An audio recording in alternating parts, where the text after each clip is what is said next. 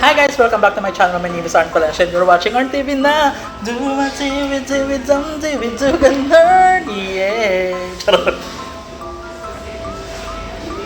Alam ko na guys.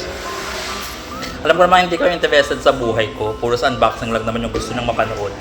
Kaya ito na. Siyempre, ang dami na nating Hacipupu na A Night of Fantasy, diba? So, naku, mukhang makukolekta na natin talaga yung buo kasi nga pa isa-isa yung bilhin natin. At ngayon naman, syempre meron na tayong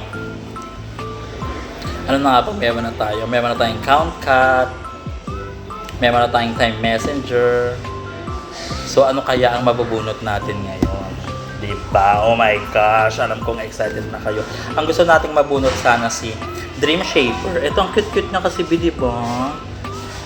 Si Dream Shaper at saka kung hindi naman, ito rin si Monologue. Kasi kawawa siya, parang kinulong siya dun. Gusto ko siyang makalaya. At kung hindi naman, di ba tawa-tawa? Kung hindi naman, si Carnival. Guys, ang cute-cute niya rin, si Midnight Carnival.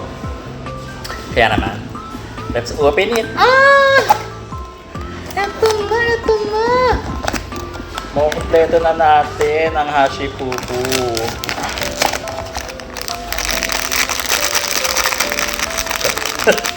Ito na. So, it's either, ang gusto natin, Dream Shaper, Midnight Carnival, or Monologue.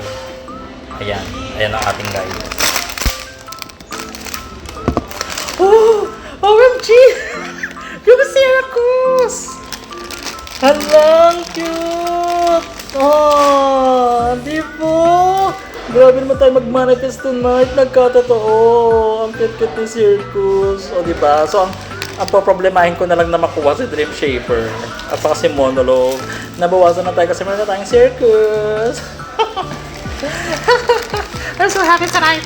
Oh my God, ang dami ng classmate ng ating mga Hacipupu. Thank you so much guys for watching. This has been Arn Palancia for Arn TV na keep shining and always stay unboxing. Charot! Bye-bye! Ang cute-cute mo, baby!